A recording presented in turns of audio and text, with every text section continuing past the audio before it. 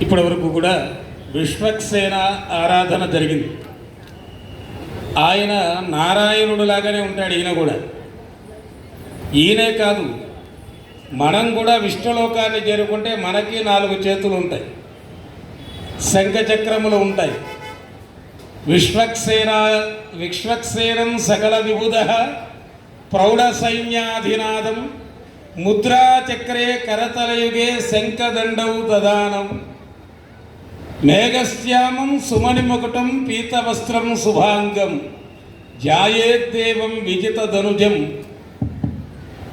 అటువంటి మహానుభావుణ్ణి మనం ప్రార్థన చేసుకున్నాం.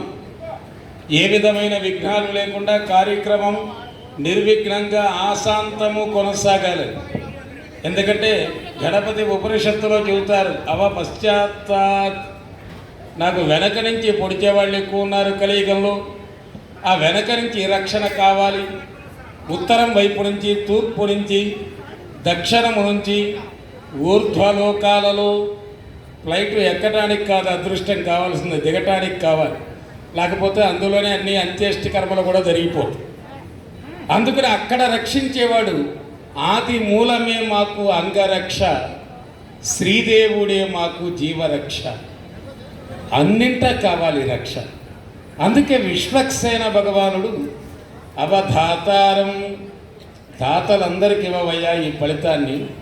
ఈ ఉత్సవం ఇంత బాగా జరుగుతుందంటే వార్షికంగా ప్రతి సంవత్సరము కూడా అలా ద్రవ్యాన్ని పెంచుతూ వారి వారి శక్తిని అనుసరించి చేస్తున్నటువంటి ఆ కైంకర్య పరులకు ఈ యజ్ఞ ఫలితాన్ని ఇవ్వు. అవశ్రోతారం, ఇక్కడ వినేవాళ్ళకు కూడా ఇవ్వు. ఎందుకంటే మాంగళ్యానికి మరొక ముడి ఇవన్నీ వదిలేసి వచ్చారు, ఇక్కడ కూర్చున్నారు.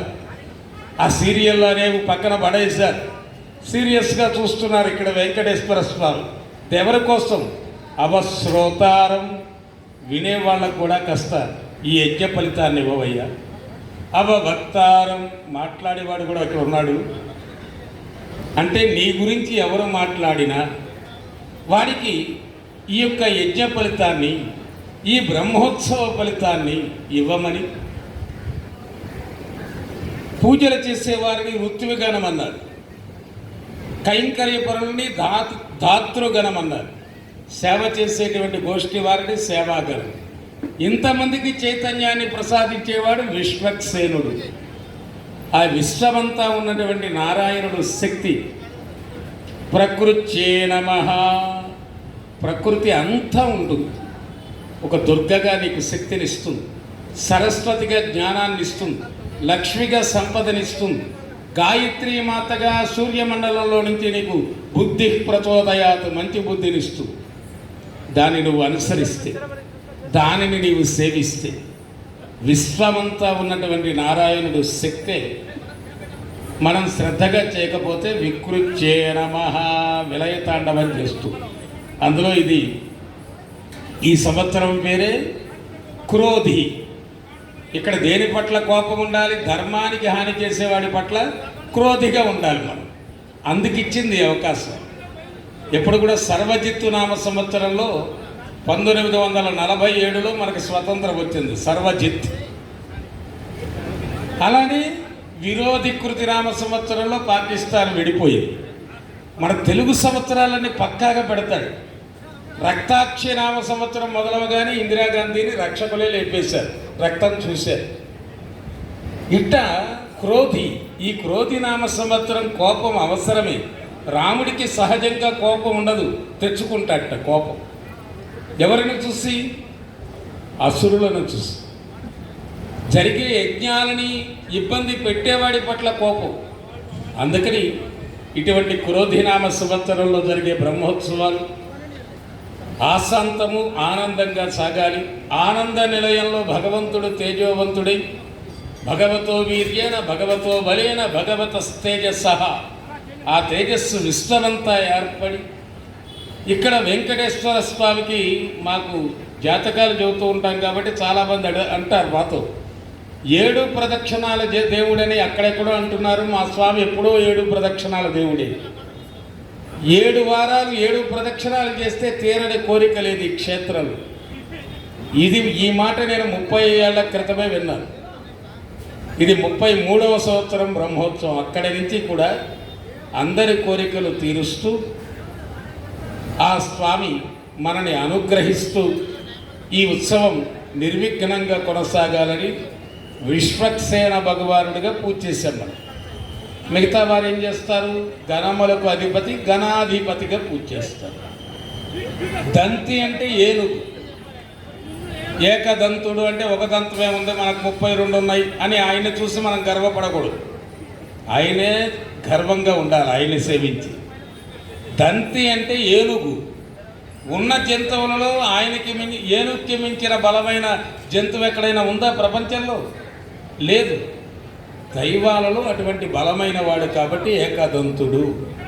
ఆయననే ఈనాడు విశ్వక్సేనుడుగా, ఎందుకంటే భగవంతుడు అనేవాడు ఒక విద్యుత్తును మనం ఎలా వాడుకుంటాం? ఎలా వాడితే అలా అనుగ్రహిస్తూ, ఎలా అశ్రద్ధ చేస్తే అలా ఇబ్బంది పెడుతుంది. రెండూ తెలుసు విద్యుత్తుకి. అందుకని ప్రకృత్యే నమః, ప్రకృతి అంతా శక్తినివ్వటము వచ్చు దేవుడికి. వికృత్యే నమః, విలయ తాండవం చేయటం కూడా వచ్చు. చిన్నమ్మ పెద్దమ్మ ఇద్దరుండరు, అవి కాకమ్మ కబుర్లే, ఒకరే. ఇళ్ళు ఒళ్ళు పరిసరాలు శుభ్రంగా ఉంటే ఆవిడే చిన్నమ్మ లక్ష్మీదేవి. కలహాంకుర, ఏ ఇంట్లో అయితే అత్తాకోడళ్ళు పోట్లాడుకుంటారు అక్కడ జ్యేష్ఠాదేవిగా వస్తుంది. అత్తాకోడళ్ళని ఉదాహరణ కన్నా కానీ ఏ ఇంట్లో కలహాలు ఉంటే అక్కడ జ్యేష్ఠాదేవి. ఉన్నది ఒక ఆవిడే, ఇచ్చేది ఆవిడే. పిల్లవాడికి సెల్ ఫోన్ ఇచ్చావు, శుభ్రంగా క్షేమ సమాచారం చెప్పరా అని వాడు స్కూల్కి వెళ్లకుండా దాంట్లో చూడకూడదవన్నీ చూస్తున్నాడు. విశ్వరు వషట్కారు విశ్వమంతా చూసేస్తున్నాడు. సెల్ ఫోన్ లాగేసుకుంటుందా లేదా అమ్మ? సంపదలు ఇచ్చేది దైవమే, లాక్కునేది ఆయనే. నువ్వు ధర్మానికి వినియోగించాలి. అందుకనే మొట్టమొదటి అర్హత అనుభవించడానికి ఎవరికి ఉంటుంది? భార్యకి, భర్తకి, పిల్లలకి, ధర్మానికే ఉంటుంది.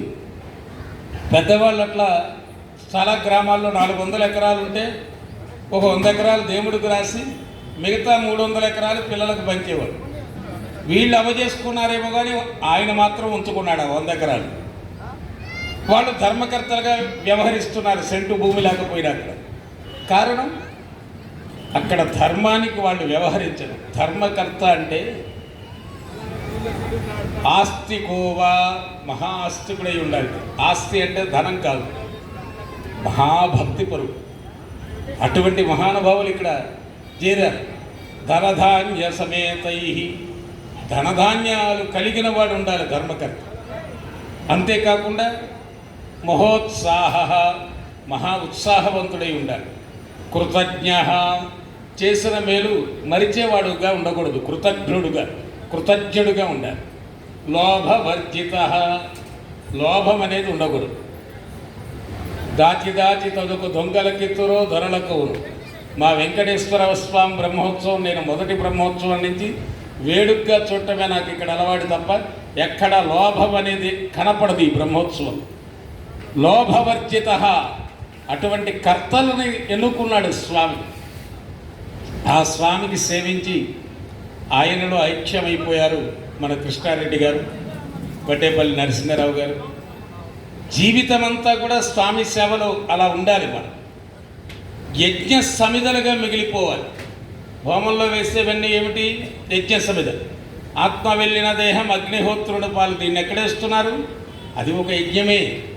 అక్కడ యజ్ఞ సమిధగా మారాలి అంటే ఈ ఉత్సవాల్లో నిత్యోత్సవ, పక్షోత్సవ, మాసోత్సవ, సంవత్సరోత్సవాలన్నీ జరుగుతాయి సంవత్సరం పొడుగుతా. అటువంటి ఉత్సవాల్లో పెద్ద ఉత్సవం బ్రహ్మోత్సవం. ఆ బ్రహ్మోత్సవంలో ఇది చక్కగా సజావుగా సాగాలని, విఘ్నములు లేక చక్కగా నిర్విఘ్నంగా కొనసాగాలని, విశ్వశాంతి చేకూరాలి అని ముందుగా విశ్వక్సేన భగవానుని ఆరాధన చేశారు. ఇక శరీర స్థల ద్రవ్య శుద్ధికి పుణ్యాహ వచన కార్యక్రమాన్ని ప్రారంభం చేస్తూ ఉన్నారు. ఎందుకంటే వెంకటేశ్వర దర్శనం, మహాప్రసాదం, స్వామి పూజ, త్రయం అత్యంత దుర్లభం అంటాడు. ఈ మూడు దొరకటం కష్టం. స్వామి దర్శనం, మహాపూజ, మహాప్రసాదం, ఈ మూడు పుష్కలంగా దొరికేది ఇక్కడే. అటువంటి చక్కని పుష్కర బ్రహ్మోత్సవంగా చెబుతారు. అంటే 12 ఏళ్ళకు ఒకసారి వాళ్ళు చేసేది. కానీ ఇక్కడ నిత్యము పుష్కరిణే. పుష్కరుడు అంటే అనుగ్రహించువాడు. అలా అనుగ్రహించేటువంటి ఆ వెంకటేశ్వర స్వామికి శరీర స్థల ద్రవ్య శుద్ధి. ఆయన ఎప్పుడూ శుద్ధిగానే ఉంటాడు. మనం తెచ్చే ద్రవ్యాలు ద్వారా కొంత విగ్రహంలో చైతన్యం తగ్గుతుంది. మనము తెచ్చేటువంటి ఏది పడితే అది ఏదో నిలవ ఉన్న ప్రసాదం నివేదన చేయకూడదనే పెద్దలు బెల్లం ముక్కకి నిలవ దోషం లేదు, అందుకే బెల్లం ముక్కే నైవేద్యం పెట్టేవారు. ఎంగిలి చేయని వస్తువు ఏదైనా ఉందంటే కొబ్బరికాయ అదే కొట్టేవారు.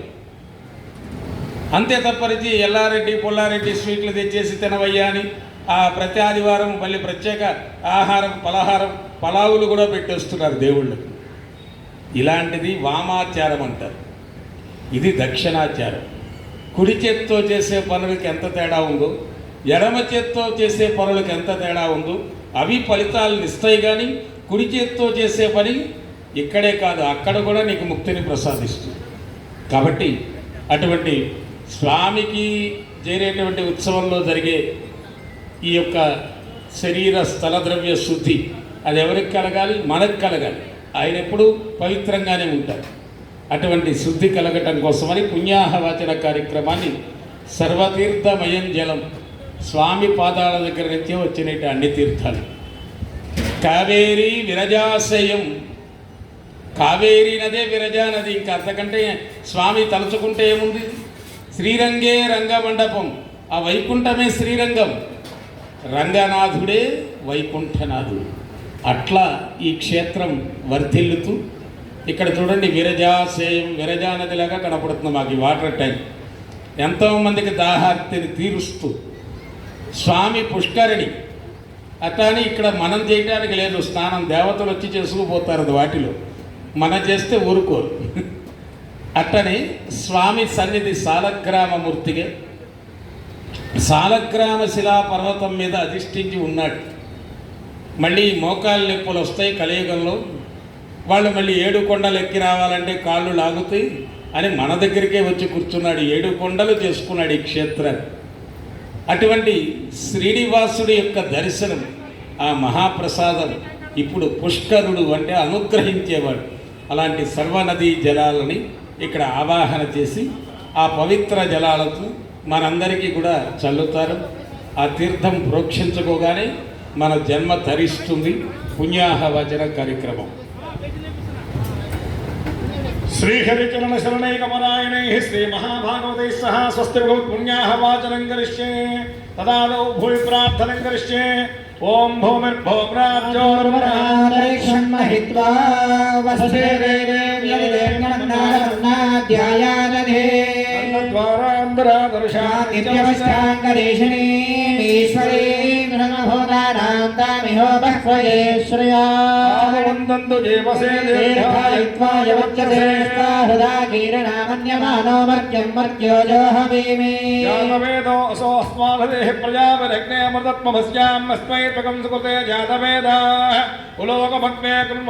వస్తిరగం సపుత్రణం వీరవంతం గోవంతకం సిద్ధస్తే స్వస్తి దేవస్తత్వా ఆస్తుర ప్రసవేస్తుర్బాహవ్యాం భూష్ణోభ్యామాదదే ఇవం వస్త్రాణి వేవసామసాదివోచిత్రాంగమృతాని విశ్వారదేవరుణాసయేధే సంవదంతే సోమేన సహ రాజ్ఞాయస్మై కరోతి బ్రాహ్మణస్తగం రాజన్ వారయామసి ఆగలశ్రేష్ఠేన మంత్రేణ చతుర్థకలసన్నిధాయ కలశే ధావత పవిత్రే పరిశిష్యతే ఉద్ధైర్యజ్ఞేషో వర్ధతే ఆపో వా ఇదకం సర్వం విశ్వభూతాన్యావ ప్రాణావావ పశవాపో నవావ మృతవావ సమ్రాడావో విరాడావ స్వరాడావ ఛందాగుస్యావో జ్యోతిగుస్యావో యోగస్యావ సత్యమావ సర్వా దేవతావో భూర్భుస్వరావో తత్వం మహాబాహో సంపూర్ణ కలశాని మాం ఈళతే స్థితేత్యర్థాన్ పవిత్రానత్తమాన్ సమాన్ హర్వస్తేదం కలం దివ్యం సమలం కలం నవద్వైజగణైః పూజ్యైః పురుషాయ శమనాయ చ అస్యద్ధసోత అశోక పల్లవాన్ యస్య గంగాది సర్వతీర్థజలమావాహయామి జలం పుణ్యం పావనం సర్వకారణం విష్ణుపాదోద్భవం శుద్ధం సర్వమంగళదాయన బ్రహ్మణా సమృతం యచ్చ మంత్రబోధం సమావహం కావేరీ తుంగభద్రా చ కృష్ణవేణీ చ గౌతమి భాగీరథి విఖ్యాత పంచగంగా గంగాది సర్వతీర్థజలేభ్యో నమః గంధపుష్ప అక్షతాం సమర్పయామి. ఓం నమో భగవతే వాసుదేవాయ. భగవతో బలేన భగవతో వీర్యేణ